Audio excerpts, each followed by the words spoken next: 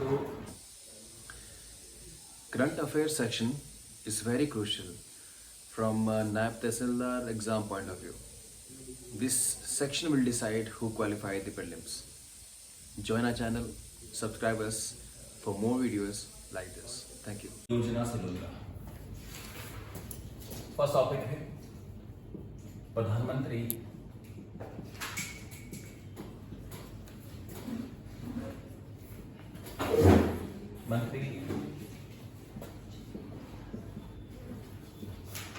श्रम योगी मानधन योजना।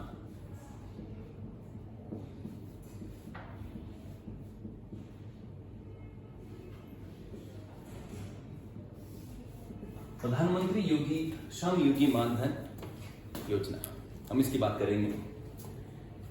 वैसे बड़े ही छोटे एग्जाम में ऐसे पूछ सकता है वो कि गवर्नमेंट ऑफ इंडिया की एक स्कीम है और ऐसे बोलेगा PMSYMD, ऐसे बोल देगा जो प्रधानमंत्री श्रम योगी मानधन योजना। मतलब इस तरीके से कहेगा कि इनफॉर्मल वर्कर्स के लिए जो स्कीम है। तो मैं सबसे पहले यहाँ पे जो इंपॉर्टेंट पॉइंट है वो हाईलाइट करता हूँ। इंपॉर्टेंट पॉइंट हाईलाइट करूंगा मैं ये इसके अंदर, ये स्कीम का फोकस किसके ऊपर है। हर स्कीम का फोकस गवर्नमेंट का कुछ लोगों पे होता है, महिलाओं पे होता है, दलित पे होता है, शेड्यूल्ड ट्राइब पे होता है, बच्चों पे होता है, बूढ़ों पे होता है। इस स्कीम का फोकस है इनफॉर्मल वर्कर्स। इनफॉर्मल वर्कर्स, क्या किसी को जानकारी है कि इनफॉर्मल वर्कर्स क्या होते हैं? इनफॉर्मल वर्कर्स, इनफॉर्मल और फॉर्मल वर्कर्स में क्या डिफरेंस है? वर्कर तो होते हैं जो श्रम करेंगे, काम करेंगे, उसके बदले वो अपना जो है जीवन चलाते हैं। वर्कर्स दो तरह के हैं, फॉर्मल एंड इनफॉर्मल। फॉर्मल वो है जिसकी जॉब पक्की है, उसके पास कई तरह की फैसिलिटीज हैं, फॉर एग्जांपल मेडिकल फैसिलिटीज हैं, छुट्टियां उसको मिलती हैं और 12 के 12 महीने काम उसको कम से कम मिलता जरूर है, वो फॉर्मल है। सरकारी नौकरी में जितने भी लोग हैं सारे क्या हैं? Formal workers. चाहे वो प्यून क्यों नहीं है, क्योंकि प्यून सबसे निचला कद है एक सरकारी कर्मचारियों में, या चौकीदार बोल लीजिए। इनकी भी पूरे के पूरे साल नौकरी रहते, इवन इनको रिटायरमेंट होती है इनके भी 60 साल की एज में। जो एक क्लास 4 एम्प्लॉय है 60 साल की एज में रिटायर होते हैं। बाकी हिमाचल या बाकी स्टेट के एम्प्लॉय 58, कहीं पे 60 भी है, वो बात की बात है, मगर फिलहाल आप ऐसे जान लीजिए। तो जिस नौकरी में सारा साल काम मिलेगा, छुट्टियां पहले से क्या है डिसाइडेड कि आपको साल में इतनी छुट्टियां मिलेंगी। आपकी तबीयत खराब हो जाती है तो उसके लिए मेडिकल लीव का प्रावधान होता है। ऑलराइट, तो इस तरह की नौकरी में जहां इस तरह की बातें जो है जो मैं कह रहा हूं, that is called formal job. अब मान लो आप प्राइवेट सेक्टर के अंदर भी हैं, सपोज आप टीसीएस के एम्प्लॉय हैं, या सपोज करिए आप बिरला स्टील में काम करते हैं, या सपोज आप काम करते हैं इन्फोसिस में। ये बड़ी बड़ी कंपनीज हैं जहाँ के इंजीनियर्स, जहाँ के एम्प्लॉय लगातार काम करते हैं वहाँ पे। ऐसा तो नहीं है कि आज काम किया फिर महीने बाद जा रहे हैं काम, फिर बुला रहे हैं कि काम पे आ जाओ तो जा रहे हैं, ऐसा तो नहीं है। हर दिन वो वहाँ काम पे जाते हैं। और प्राइवेट कंपनीज के अंदर भी मेडिकल फैसिलिटीज, मेडिकल हॉलीडेज और कैजुअल लीव्स की भी प्रावधान होते हैं, वो भी कोई फॉर्मल जॉब। इससे ये सिर्फ साफ पता चलता हमें कि जो फॉर्मल जॉब है उसके अंदर एक आदमी के साथ अच्छी ट्रीटमेंट होती है फॉर हिज और हर वर्क। इनफॉर्मल की बात करते हैं, न्यूज़पेपर फेंकने वाला इनफॉर्मल वर्कर है, क्योंकि जिस दिन उसने न्यूज़पेपर नहीं फेंका उसकी तबीयत खराब थी मान लीजिए, तो हम क्या बोलेंगे कि कल से तेरा न्यूज़पेपर बंद, जा तू यहाँ से, क्योंकि हमें वो चीज़ डाइजेस्ट नहीं होगी, आज न्यूज़पेपर नहीं पढ़ा। इसमें दूध वाले जो हैं, या रेडी जो हैं, या फेरी वाले जो हैं, अगर छुट्टी पे किसी कारणवश हो जाते हैं तो क्या उनको उसकी पेमेंट मिलेगी? अगर महीना भर बीमार हो जाएं तो क्या उनको पेमेंट मिलेगी उसकी? कोई प्रावधान है क्या उनकी लाइफ का? कोई प्रावधान नहीं है। विच मीन्स काम करेंगे आज तो शाम को खाएंगे। This is called informal workers. मैंने जिनकी हालत खराब है वो they are called informal workers. बुरे हाल है जिनके, कल का पता नहीं, आज कर लिया सो कर लिया। दिहाड़ी वाले मजदूर जो लोग होते हैं दिहाड़ी लगाते हैं, आज यहाँ लगा करते हैं और लगा लेंगे, ऐसे ऐसे इनफॉर्मल वर्कर्स हैं। प्रधानमंत्री मोदी जी ने हमारे देश के इनफॉर्मल वर्कर्स के लिए कुछ प्रावधान किया है इनके लिए। वो है स्कीम प्रधानमंत्री श्रम योगी मानधन योजना, which means for the protection of financial protection of these people. इनकी फाइनेंशियल प्रोटेक्शन के लिए, फाइनेंशियल जानते क्या होता है? इनकी आर्थिक सुरक्षा के लिए एक तरह से, क्योंकि जब ये 60 साल क्रॉस कर जाएंगे तो उसके बाद इनके पास बचत नहीं होती है, काफी दिक्कत इनको हो जाएगी यहां से। अब मैं 2 बातें यहां से हाईलाइट करूंगा, वो ये है कि ये जो इनफॉर्मल वर्कर की हमने बात जो की है, इसको क्या होगा, क्या देंगे सरकार इसमें, तो आपको बता दूं 60 साल पूरी हो जाने पे उसको 3,000 रुपए की पर मंथ मिलेगी पेंशन। मतलब रिटायर कहाँ होगा? अंडे वाला, रेडी वाला, दूध वाला रिटायर कहाँ होगा? रिटायर तो जिंदगी से होगा, है कि नहीं? इनफॉर्मल वर्कर रिटायर नहीं हुआ करते हैं, वो कमाएंगे आज तो शाम को कुछ बनाएंगे। और आप तो जानते हैं कि इनफॉर्मल वर्कर की सेविंग भी नहीं होती। एक सरकारी कर्मचारी चाहे प्यून क्यों ना हो, वो रिटायरमेंट के समय एक सफिशिएंट सेविंग घर लेके आता है ताकि बुढ़ापे में उसकी अपनी फाइनेंशियल सेफ्टी हो। पर इस तरह के एम्प्लॉय जो सुबह कमाते हैं, शाम को खाने का जुगाड़ करते हैं, ऐसों के पास क्या होगा? कुछ भी नहीं होगा। 60 ईयर के बाद जब उनके बॉडी के पुर्जे काम करना छोड़ देंगे तो घर वाले भी उनकी बात नहीं पूछेंगे। जब तक कमा रहे तब तक तो ठीक है, अब नहीं कमा रहे विच मीन्स अब आपके ऊपर वो डिपेंडेंट है, खाना दवाई सब आपके ऊपर डिपेंडेंट है। एक बार मैं एक सरकारी हॉस्पिटल में गया था, बहुत साल पहले की बात है, और उसमें एक महिला, एक मतलब कोई she was around 60 year of age, तो वो वहाँ पे आती है और उनकी आंख में इतनी दिक्कत हो गई थी कि अब वो देख भी नहीं पा रही थी, ऐसे किसी के सहारे, और बिल्कुल धुंधला सा नजर आ रहा और आंख से पानी ही पानी कंटिन्यूसली चल रहा है। उसके आंख का ऑपरेशन होना जरूरी था। ऑलराइट, वहां पे आई और पता नहीं कैसे सीढ़ी चढ़ता के चली हुई और कैसे पता नहीं वहां पहुंच जाती है डॉक्टर के पास। डॉक्टर ने कहा कि कोई घर में नहीं है क्या? जिस कंडीशन में आप सीढ़ियां चढ़ते यहाँ पहुंचे आपको नजर नहीं आ रहा, आप किसके साथ आए? सर कि कोई नहीं आता है। उनका कि बच्चे नहीं, उसका 3, बट कहते हैं हमारे पास टाइम नहीं है। एक शायद सीएम होगा कहीं पे और एक लेफ्टिनेंट जनरल आर्मी का होगा, बॉर्डर पे होंगे, टाइम नहीं ना उनके पास, फटीचर हालत में होंगे सारे, उनके पास टाइम नहीं होता है। वो लोग कौन होते हैं जो कहते हैं कि हमारे पास टाइम नहीं है? यार वो लोग कौन होते हैं? सबसे बेकार इंसान दुनिया में, इनके पास टाइम नहीं होता है, सबके पास टाइम होता है।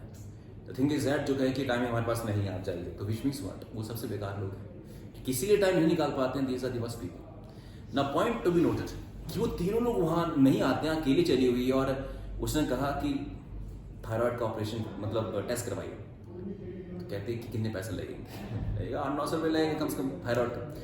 तो उसने कहा कि वहीं पर रोने लग पड़ी, मैं वहीं पे था, I was watching this scene. तो उसने कहा कि इतने पैसे नहीं हैं एंड 200 रुपये की 150 रुपये उसने जो है वो निकाले।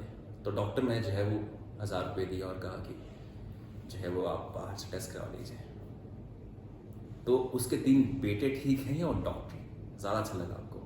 मैं आई वॉज सरप्राइज कि ऐसे भी लोग हैं जो एक मतलब राहगीर को ऐसे कितने लोग आते होंगे। आई वॉज सरप्राइज कि रोज अगर ऐसे लोग आते तो तुम तो खाली हो जाओगे, महीने बाद तुम्हारा क्या हाल होगा। तो थिंक इज दैट कि देने वालों को देता रहता ऊपर वाला, और ये देने वाले की ही क्वालिटी होती है कि उसके पास धन की कमी नहीं रहती। ये वो लोग हैं जो आए नहीं और पैसा भी नहीं दिया, कुछ नहीं दिया, और डॉक्टर जो है जो पता नहीं कहाँ का आदमी है और वो बिहार का था, यूपी आई डोंट नो कहाँ का था, वो उसने उसको पैसे दे दिए। विच मीन्स दैट कि मैं ये स्टोरी क्यों सुना रहा हूँ, ये हालत होगी इनफॉर्मल वर्कर्स की 60 साल या 55 साल, जब उनकी बॉडी अब काम की नहीं रहती या कोई बीमारी की चपेट में आ गए वो, तो उनकी कोई सुरक्षा नहीं करेगा। अगर 3000 पर मंथ अगर मिल जाए उनको, कम से कम तो इलाज अपना है, कुछ जो 2-4 चीजें ले सकते हैं ना अपने लिए, एटलीस्ट इतना डिपेंडेंट नहीं हो पाएंगे अपने बच्चों पे जो आज की डेट में वो हो जाते हैं। सरकार ने 3000 रुपए की पेंशन का प्रावधान किया है। पर सवाल है क्या सरकार सबको यूं ही दे देगी कि कोई बात नहीं? नहीं, आपको इसके लिए अप्लाई करना पड़ेगा। और पर मंथ 55 रुपए से लेके 220 रुपए तक जमा करवाने होंगे स्कीम में एनरोल होने के लिए। तो इसमें मंथली आपको पैसा जमा कराना पड़ेगा अगर आप उसमें जुड़ना चाहते हैं तो। और मंथली जो है 55 रुपए पर मंथ से लेके 220 रुपए पर मंथ तक आपको जमा करने पड़ेंगे अंडर दिस स्कीम। तो जाके जब आपकी उम्र 60 साल हो जाएगी, 220 नहीं है, तो फिर 60 साल की उम्र हो जाने पे आपको 3000 रुपए की पर मंथ पेंशन मिलेगी कहीं ना कहीं। कई लोग जो कटाक्ष करते हैं वो कहते हैं कि 3000 रुपए उस समय तो 300 रुपए के बराबर बन जाएंगे जब वो समय आएगा। ऐसी बात नहीं है। पेंशन तो पेंशन होती है, चाहे कुछ भी अमाउंट की उनके पास ना आए। क्रिटिसिज्म तो कोई कर सकता है। ये बात यहां से अब बात की जाए तो ये किस मंत्रालय ने इसको जारी किया है, तो ये किस मंत्रालय की स्कीम है? मंत्रालय मीन्स मिनिस्ट्री, तो है ये ministry of labour and employment. Ministry of labour and employment माने श्रम रोजगार, क्या बोलते हैं इसको, मंत्रालय, श्रम और रोजगार मंत्रालय, इसकी ये स्कीम है। तो 4-5 पॉइंट्स है आपको मैंने बता दिए यहां से। और ये 2019 में स्कीम लॉन्च की जाती है। This is also the very good point. 2019 में ये स्कीम लॉन्च की जाती है। और ये बात है,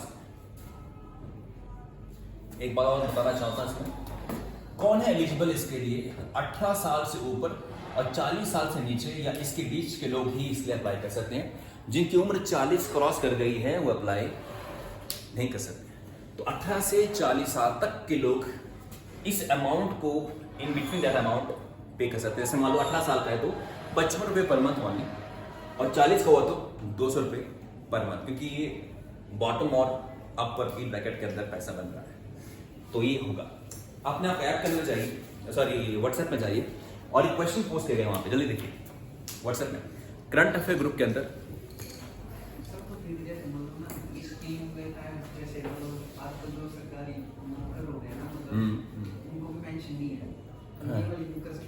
नहीं, इनफॉर्मल वर्कर्स के लिए ना, मन जो इनफॉर्मल वर्कर वो सरकार में तो मिलती है, जैसे जो ओल्ड एज के उनको मिलती है। वो वृद्धा पेंशन है, वो तो वृद्धा पेंशन अलग से है। ये सेंट्रल गवर्नमेंट की स्कीम है। वृद्धा पेंशन अलग मैटर है वो, और ये अलग है। सरकारी एम्प्लॉय कुछ करें अपना रेगुलेट, पैसा रखें बैंक में, सेव करें और इंटरेस्ट मिलेगा उनको वहाँ से। जैसे जो NHPC है, NTPC, इनमें पेंशन कहाँ थी पहले से ही, तो अपना अरेंज करते हैं। तो हर डिपार्टमेंट में पेंशन अब नहीं होगी, लोग कर रहे हैं फाइट वैसे तो मिलती है। हाँ जी। वो ओल्ड जो न्यू पेंशन स्कीम है उसमें बहुत कम अमाउंट मिलता है, माने वो पेंशन बोलने की पेंशन कुछ नहीं है, वो तो सीधी सी बात है। 3500 रुपये, 3000, 3800 रुपये, 4000 कोई अमाउंट होता है। ऑलराइट, वो तो फिर ना के बराबर। देखिए क्वेश्चन देखिए करंट अफेयर में। हाँ जी, नहीं, अभी देखिए क्वेश्चन को देखिए क्या इसका आंसर होगा। फर्स्ट क्वेश्चन का आंसर होगा इसका ministry of labour and employment. आगे बात करते हैं समर्थ इनिशिएटिव। हम समर्थ इनिशिएटिव की बात करेंगे। नेक्स्ट है समर्थ इनिशिएटिव। समर्थ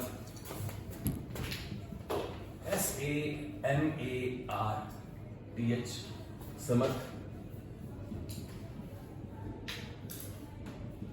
इनिशिएटिव। तो जो समर्थ इनिशिएटिव है, समर्थ आप जानते हैं ना, समर्थ करना मीन्स, समर्थ मीन्स किसी को केपेबल बनाना, किसी को केपेबल बनाना। इनिशिएटिव है ये गवर्नमेंट ऑफ इंडिया का। किसको केपेबल बनाना? विमेन को केपेबल बनाना, विमेन को एम्पावर करना। विमेन को केपेबल बनाना मीन्स विमेन को एम्पावर करना। महिला सशक्तिकरण की स्कीम है। आपसे पूछ सकते हैं कि समर्थ स्कीम किसके बारे में है? विमेन के बारे में। और किस विमेन के साथ क्या? उनको एम्पावर करना, उनका सशक्तिकरण करना, उनको एम्पावर करना। ये बात यहां से समर्थ स्कीम। और सवाल है कि उनको एम्पावर कैसे किया जाएगा? तो through entrepreneurship.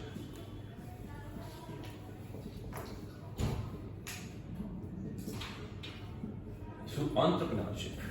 What is entrepreneurship? And yes, entrepreneurship क्या होती है? एक business startup, kind of startup, एक बिजनेस स्टार्ट करना, entrepreneurship. शार्क टैंक आजकल काफी फेमस है शो, वहाँ सारे entrepreneurs हैं, मीन्स न्यू एज पीपल जो इनिशिएटिव लेते हैं, they start from the scratch and build their company, वो होते हैं entrepreneurs. entrepreneur एक आइडिया के साथ आता है. एक बिजनेसमैन जो होता है वो एक फैमिली बैकग्राउंड से ऊपर आया होता है, लाइक मुकेश अंबानी जी, धीरूभाई अंबानी की बैकग्राउंड थी, दोनों ने किया, और Dhirubhai Ambani was the entrepreneur. Alright, तो जो स्क्रैच से स्टार्ट करते हैं, जीरो से स्टार्ट करते हैं कि एक रूम लिया, वहाँ स्टार्ट किया, फिर 4 रूम कर ली, फिर 8 रूम कर ली, फिर पूरे स्टेट में कंपनी बन गई, फिर पूरे देश में छा गए, तो ये होता है entrepreneurship का. मैंने आपके बैकग्राउंड में कुछ बिजनेस वाला नहीं था, आपने कोई चीज स्टार्ट किया और उसको ब्रांड बना दिया. entrepreneur. महिला को एम्पावर करना entrepreneurship के जरिए. मतलब कोई महिला गांव, शहर, मोहल्ले में अगर उसके पास कोई टैलेंट है, वो चाहती है कि मैं अपना काम करूं, जॉब्स, बिजनेस करूं, तो सरकार उसको ट्रेनिंग भी देगी और फंड भी जारी करेगी स्मार्ट स्कीम के जरिए. तो इसमें महिलाओं को ट्रेनिंग भी मिलेगी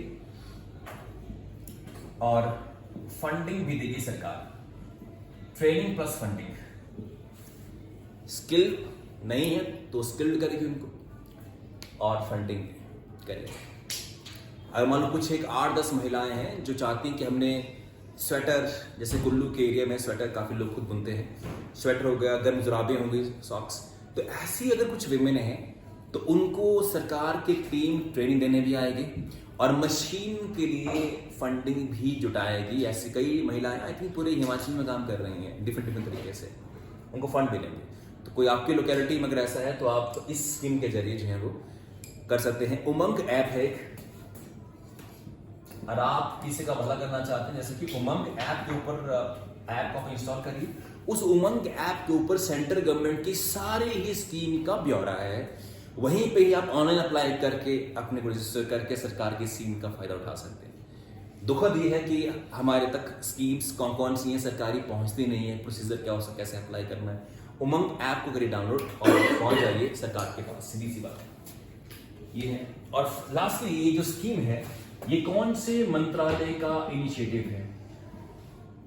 तो ministry of micro, small and medium enterprises, MSME कहते हैं.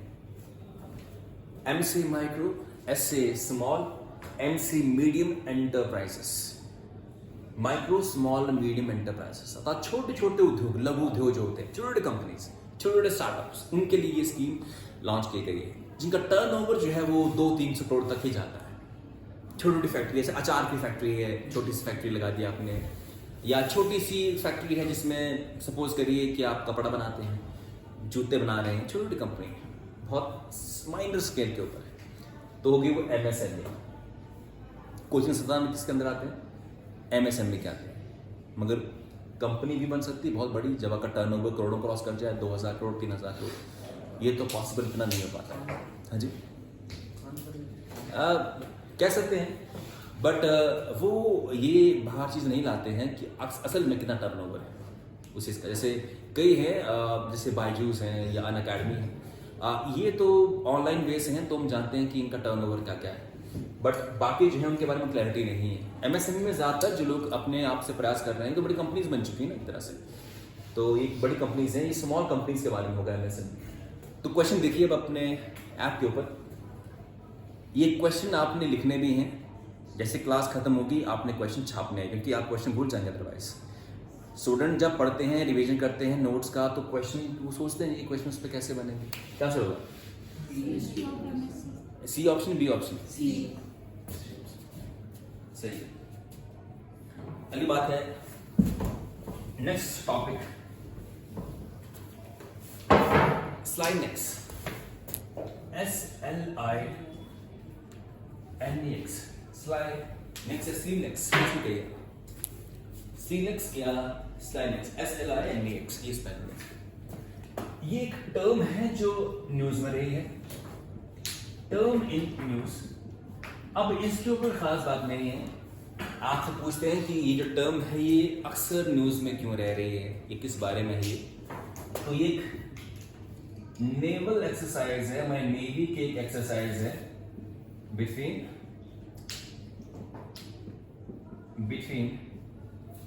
द इंडियन नेवी एंड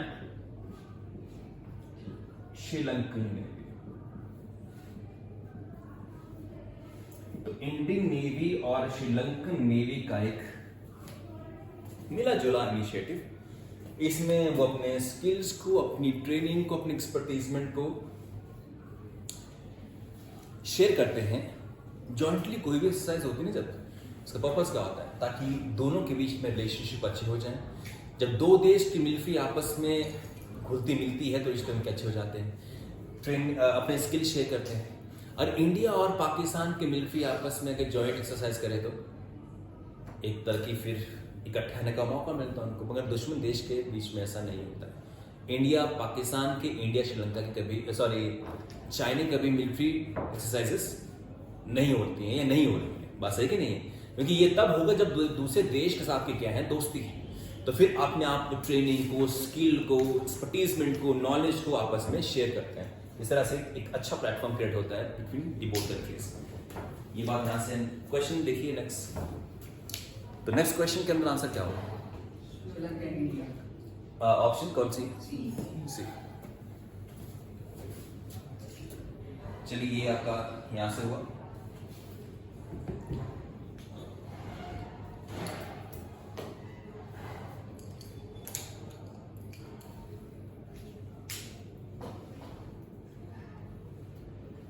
एक आध कोई और टॉपिक हम ले लेते हैं 2 मिनट के लिए। देखिए, rising oil prices and stagflation. Rising oil prices and stagflation 3 minute के अंदर हम इसको निपटाएं।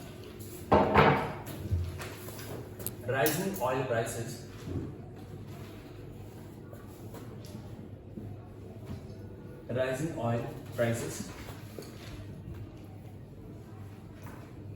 And stagflation. ऑयल के बढ़ते दाम और स्टैगफ्लेशन। बहुत दुख से कहना पड़ रहा है कि आज ऑयल पर बैरल ऑयल, एक बैरल ऑयल जो है क्रूड ऑयल मैंने कच्चा तेल, इट हैज रीच्ड $140, जो कि आपको बता दूं मैं, दिसंबर में, ये कोई 2 महीना पहले दिसंबर में दाम थे, एक बैरल क्रूड ऑयल के दाम थे, that is on the $70 a barrel. एक बैरल जो है 159 लीटर के आसपास का होता है। लीटर में हम नापते हैं स्मॉल क्वांटिटी को, 2 लीटर चाहिए, 3 लीटर चाहिए, तो अगर तेल लेना तो वो टैंक में आता है ना, शिप के अंदर, वो तो बैरल में उसको नापते हैं, क्रूड ऑयल को, कच्चे तेल को। 70 से कहां पहुंच गया? 140 में मात्र 2 महीने गैप के बाद। In just 2 months the prices of oil has jumped to the very surprising level, $140। But international market में ऑयल महंगा हो चुका है, तो यहां भी ऑयल महंगा हो जाएगा ना, है कि नहीं? इंडिया में अब देखेंगे तेल काफी महंगा हो जाएगा। तेल के महंगा होने से क्या हो जाता है? पेट्रोल और डीजल के महंगा होने से क्या हो जाता है? Any guess? बिल्कुल, अगर ये महंगा हो गया ना, तो आप जानते हैं कि हमारे देश में मोर देन 90% जो डेली यूज की चीजें हैं वो ट्रक से सप्लाई की जाती हैं। ट्रक चलता किससे? डीजल से। स्वाभाविक है ट्रांसपोर्टेशन कॉस्ट बढ़ जाएगी, और ट्रांसपोर्टेशन कॉस्ट बढ़ेगी तो सब्जी महंगी, दूध महंगे, अंडे महंगे, चिकन महंगा, सब महंगा हो जाएगा। मतलब जो डेली बेसिस की कंजप्शन की आइटम्स है सब महंगी हो जाएंगे। महंगाई आ गई। तो हमारे देश की महंगाई किस पर डिपेंड करती है कि ऑयल के प्राइसेस क्या है इंटरनेशनली। अगर इंटरनेशनली दाम गिरते हैं तो हमारे देश की महंगाई कम हो जाती है। हम क्या चाहेंगे कि तेल के दाम क्या हो, बहुत कम हो, सस्ते हो। ये क्यों हो गया? 2 महीने में ऐसा क्या हो गया कि प्राइस वहां पहुंच चुके? ऐसा क्या है? रशिया का मामला है, रीजन से पीछे क्या है? रशिया और यूक्रेन का मामला इसके अंदर आ गया। क्योंकि रशिया से बहुत अधिक ऑयल दुनिया को सप्लाई होता है इंटरनेशनली। और अगर इंटरनेशनल मार्केट में ऑयल कम हो चुका है बिकॉज ऑफ डिसरप्शन है, यूक्रेन ठप है, रशिया भी एक एंगेज है और कई तरह के सैंक्शन लगा दिए हैं किसने, दैट इज यूएसए बने, जो काफी समय से रशिया यूरोप को तेल दे रहा था, अब उसके ऊपर काफी हद तक सैंक्शन लग चुके हैं। फोर्ड ने अपनी सर्विसेज वहां बंद कर दी हैं, गूगल ने अपनी सर्विसेज रशिया में सस्पेंड कर दी हैं, यूट्यूब फेसबुक ने अपनी सर्विसेज वहां पे सस्पेंड कर दी गई हैं, मर्सिडीज ने अपनी सर्विसेज वहां पे सस्पेंड कर दी गई हैं, एप्पल ने वहां अपने स्टोर सारे बंद कर दिए हैं। Power of America, this is power of America. तो इस तरीके से रशिया के अंदर आप एक लिस्ट पढ़िए, परसों न्यूज चल रही थी, पूरी लिस्ट पढ़ी कि कितनी कितनी कंपनीज हैं जिन्होंने वहां पर अपना ऑपरेशन बंद कर दिया। तो रशिया को सीधे जॉल्ट, एक झटका लगा है उस चीज से। तो सवाल अब ये है कि जब पूरी दुनिया के अंदर आप किसी कंट्री को बिल्कुल कॉर्नर कर दोगे, जैसे रशिया को कॉर्नर किया यूएसए ने, तो ऑयल की सप्लाई इंटरनेशनल मार्केट में कम हो चुकी है। भाई इंटरनेशनल मार्केट क्या है, माने दुनिया के अंदर ऑयल कितना अवेलेबल है बिकने के लिए, तो वो ऑयल सऊदी अरेबिया से भी आता है, कतर से भी आता है, इराक ईरान से भी आता है और आता है रशिया से भी। अगर रशिया वाला पार्ट कम हो जाएगा तो ऑयल, नेट ऑयल मार्केट में कम हो जाएगा, और ऑयल कम हो जाएगा तो मीन्स ऑयल की अवेलेबिलिटी कम हो जाएगी, सप्लाई कम हो जाएगी और प्राइस बढ़ जाएंगे। ये सीधी सी बात है यहाँ पे आए। और स्टैगफ्लेशन का मतलब क्या होता है, एक ऐसी महंगाई जो घटती नहीं है, लगातार बनी रहती है। स्टैग्नेशन होता है, देखिए ये दो वर्ड से बना हुआ है। स्टैग्नेशन मीन्स वही रहना और प्लस से है वो इन्फ्लेशन। तो स्टैग्फ्लेशन मीन्स स्टैग्नेशन प्लस इन्फ्लेशन। अगर महंगाई जो कि त्यों रहे और महंगाई से लोगों को राहत ना मिले तो हम क्या बोलते हैं उसको, स्टैगफ्लेशन। मीन्स एक ऐसी महंगाई जो लगातार चल रही है, स्टैगफ्लेशन।